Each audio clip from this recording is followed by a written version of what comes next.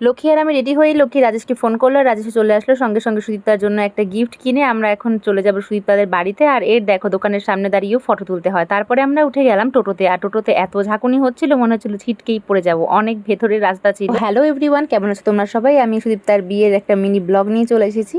রাজেশ গেছিল রেডি হতে, আর ওর জন্য আমরা প্রায় আধ ঘন্টারও বেশি দাঁড়িয়েছিলাম গেটের সামনে সবাই মিলে একসঙ্গে যাব বলে। আর প্রিয়া আর প্রতিমাকেও ডেকে নিলাম, ওরা সুদীপ্তাদের বাড়িতেই ছিল। এরপর আমরা সবাই একে একে সুদীপ্তার সঙ্গে দেখা করতে চলে গেলাম। তো দেখো এই যে আমাদের ব্রাইড। সারাদিন গরম হলেও রাতে ওই দিন বেশ ঠান্ডা ছিল, অসুবিধা হয়নি কোনো। তাই তারপর আমরা সবাই মিলে একসঙ্গে ফটো তুলে নিলাম। আর ফটো তোলা তো শেষই হচ্ছিল না, আর শেষে রাজেশকে আমি সরিয়েই দিলাম, বললাম সর আমরা ফটো তুলবো। দেখ সুদীপ্তাকে প্রতিভা তুলে দিয়ে নিজেই বসে পড়লো ফটো তোলার জন্য। দেখো অবস্থা। তখন প্রায় 10টারও বেশি হয়ে গিয়েছিল, আর আমরা তখনও কিছু খাইনি ওদের বাড়িতে গিয়ে। আর প্রিয়া বলছিল এখন 10টার বেশি হয়ে গেছে, এখন আর পকোড়া খেয়ে কি করবো। তারপর পকোড়া খেতে গিয়ে দেখলাম যা বাবা পকোড়া শেষ। আর অবশ্যই কমেন্ট করে জানিও আমাদের সবাইকে কেমন লাগছে। তো দেখা হচ্ছে পরের ভিডিওতে, বাই।